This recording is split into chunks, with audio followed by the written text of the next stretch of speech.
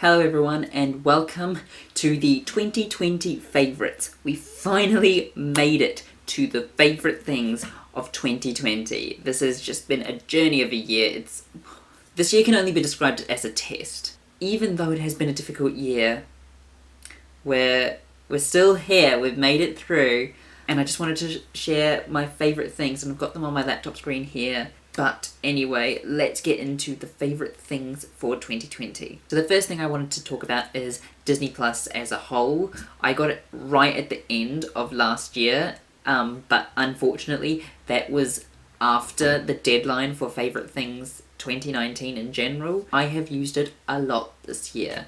So many original series that you just can't find on any other platform, but also just the collection of all things Disney. So if you're a Marvel fan, it's there. If you're a Star Wars fan, it's there. The classics are there. The live actions are there as well. So it's just brilliant. But in particular, one of their originals has made it to my favourites, which is Encore, which is a series which is about old high school productions coming back together and recreate their high school production, which I think is just amazing. I'd love to do that with one of my high school productions one day. It's just such an emotional thing to watch, and every episode I start welling up with tears and my throat closes up because I just know how it feels to open up a show and how it feels to work with a cast that you love. You know, and they always talk about, like, who gets to do this? No one. I work in an office. I'm a police officer, you know, and they talk about these really real feelings within a lot of performers going, I want to be a performer and I love being a performer, but it's hard and I've got these other jobs, and you know, who else in the world has this kind of a job? And you know, just talking about the privilege of being a performer and the feeling you get just really hit me hard. It has a very special place in my heart due to the fact that I can relate to it quite a lot. The magic of theatre has really been suffering this year, and it was just so nice to finally get to see this and kind of be like some of my vlogs, kind of like Carrie Hope Fletcher's vlogs, but big budgets, but also just the magic of performing and people who haven't performed for ages getting back together to perform again, which is honestly even more special. The next thing I want to talk about is a meme. I'm not a big meme person, but this meme is different. And once again, this was late last year but missed the deadline. So this is Baby Yoda. I think we all know why I love Baby Yoda. It's just adorable, and why wouldn't you love Baby Yoda? The next thing I'd like to talk about is Sex Education Season 2. I was a big fan of Sex Education Season 1. Season 2 was just quite entertaining, and looking at like Eric's story and everything was just quite special. Just in general, learning a bit more about Eric was quite nice, and it was quite special and hit different spot because I don't know, it was more of a personal storyline rather than just a very broad one. My next favourite thing is a film which got a lot of hype on the internet, and it really did deserve it. 1917. Now this film looked as if it was shot through one shot.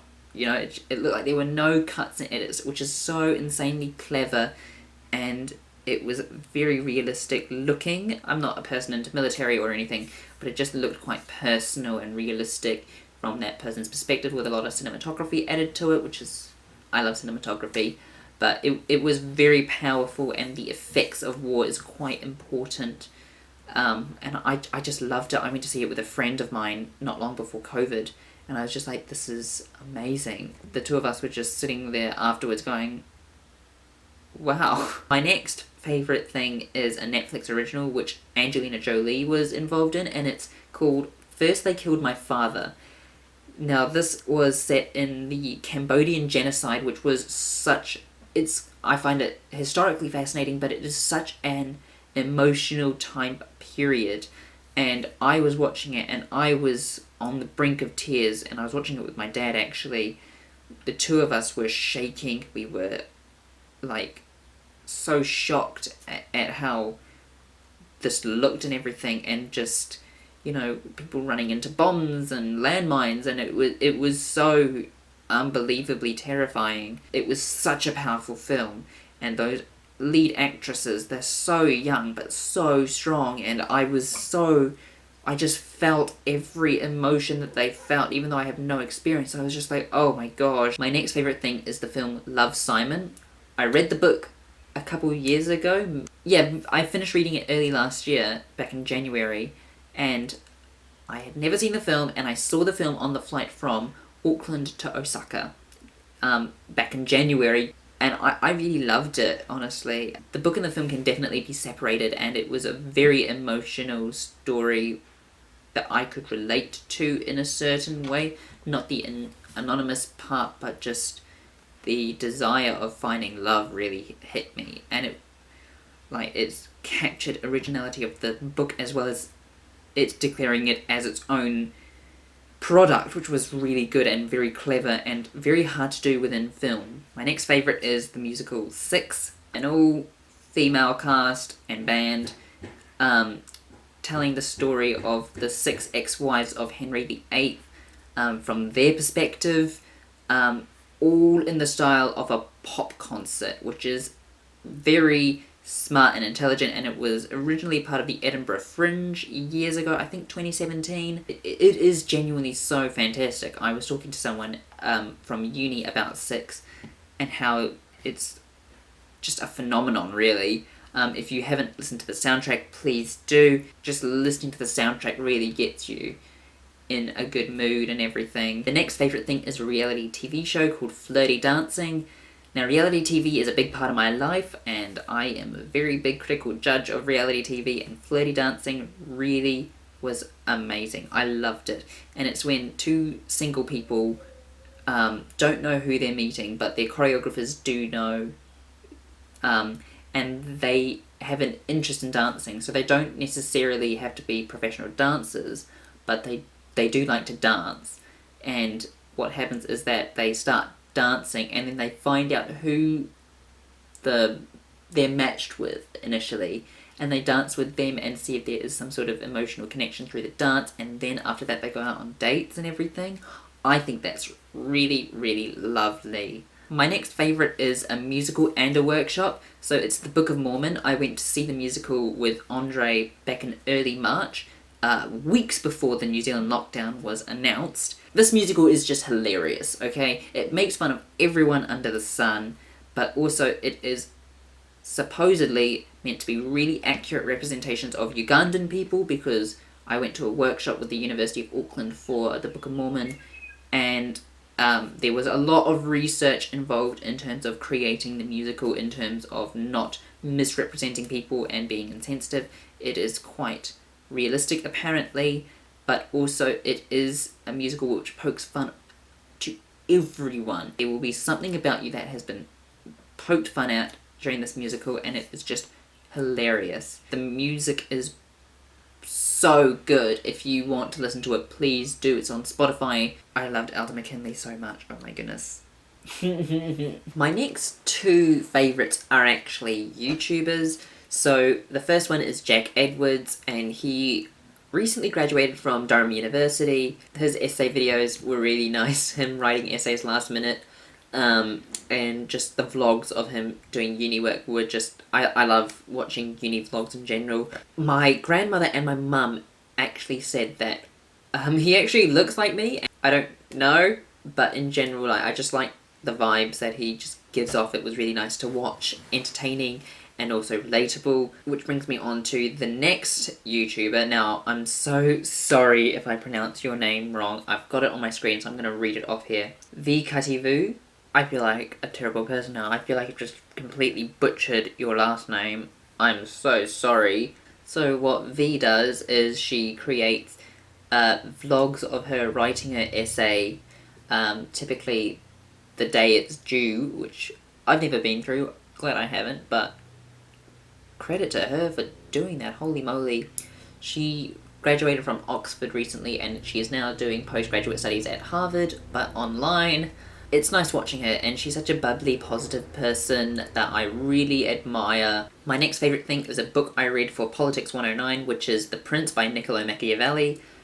I don't agree with Machiavelli, but I do like what he has written, and I thought it was really fascinating. It's a guide written by Machiavelli, who was a political advisor, I believe, for the Medici family in Florence.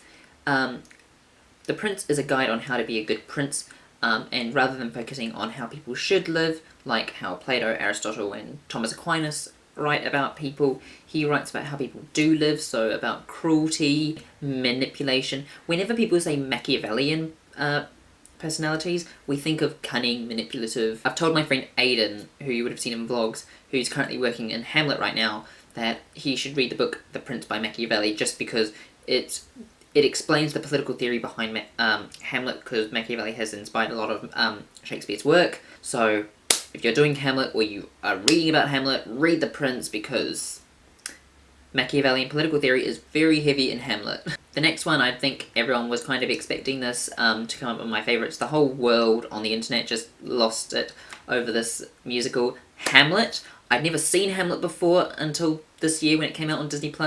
I had only listened to like 2-3 songs on the soundtrack before watching it.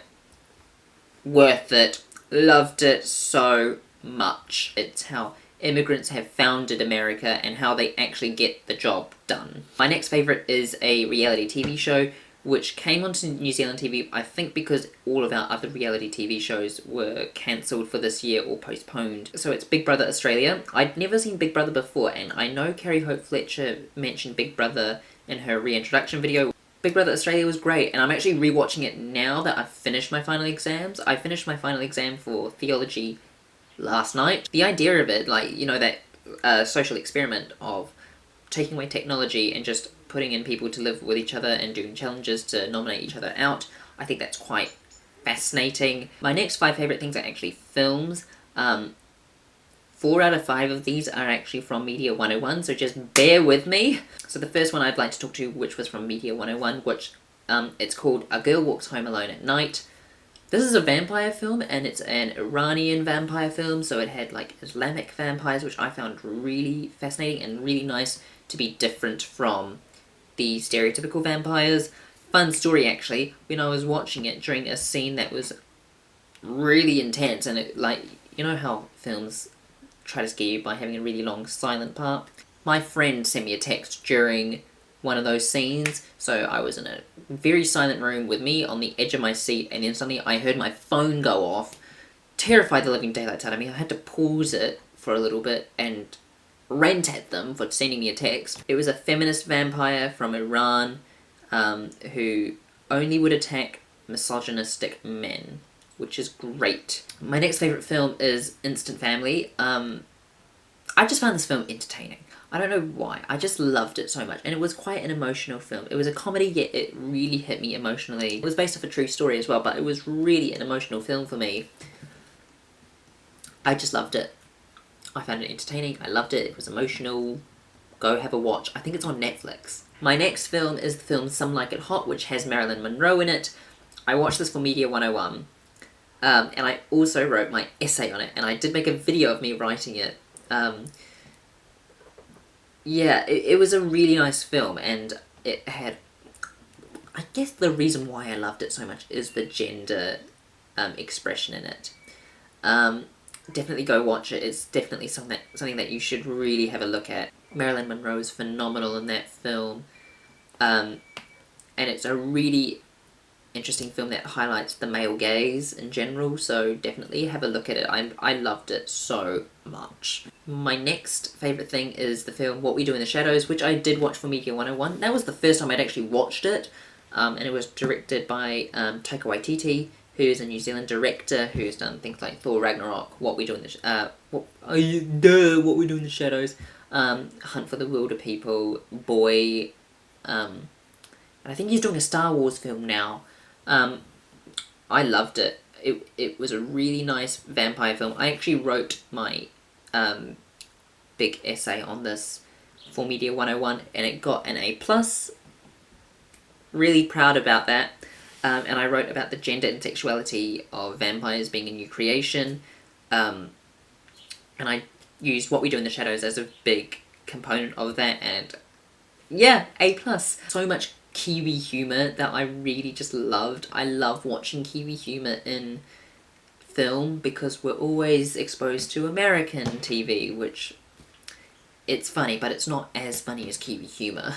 The same with the UK. The UK they can make really funny shows and really funny films, but nothing compares to Australian, no, not even Australian, nothing compares to New Zealand humour. And it was really nice to see a vampire film with Kiwi humour in it, and vampires flatting in New Zealand. My second to last favourite thing, Beasts of the Southern Wild, is a film which I watched from Media 101, and I loved this.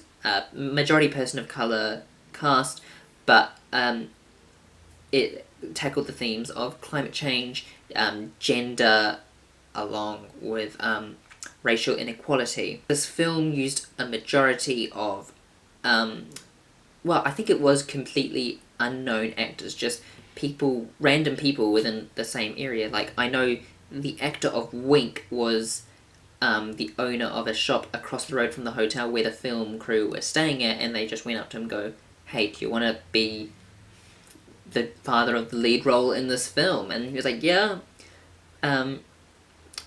The actress of Hush Puppy, who is the lead, was the actress of Annie in the 2014 film. Hello? I never leave exams feeling good. I think the consequences of the Vietnam War are very clear, as well as the causes. You did write that you disagree with the statement, right? I would have made my thesis statement for that exam to completely oppose the statement. I'll call you back really soon because I'm actually filming a video right now. I'm keeping this in, by the way. You know who you are. But yeah, I just really found this film really, really amazing. The representation of climate change and the importance of taking action was just really, really exciting. Exciting? What on earth is wrong with me? This was not an exciting issue, but it was really, really strong and powerful, which I really, really enjoyed watching. My final favourite thing for this year is a website called Academia Edu, which is just where you can find all these scholarly sources. It's another way to find scholarly sources. I actually follow a few lecturers from my university, so I can have a look through. So I'm gonna read through some things over the summer break, just to get an idea on what I could write on next year, and just some more knowledge about things in general. I just think it would be really nice. I really love it because I've seen all these academic articles on things that I don't necessarily agree on. Like, one of the articles was like, Twilight's a good representation of vampires. I was like, no, it's not. So I'm gonna have a look at that just so I can see the opposing opinion. I think one of my lecturers for next semester has a book out called Idiotism, which I'm gonna have a look through on Academia Edu. Definitely go on if you want to like read through academic sources and create your own little library. Thank you very much for watching this video. Comment what your favourite things were for this year down below. Subscribe if you haven't, because I make a new video every week, and I hope to see you in another video.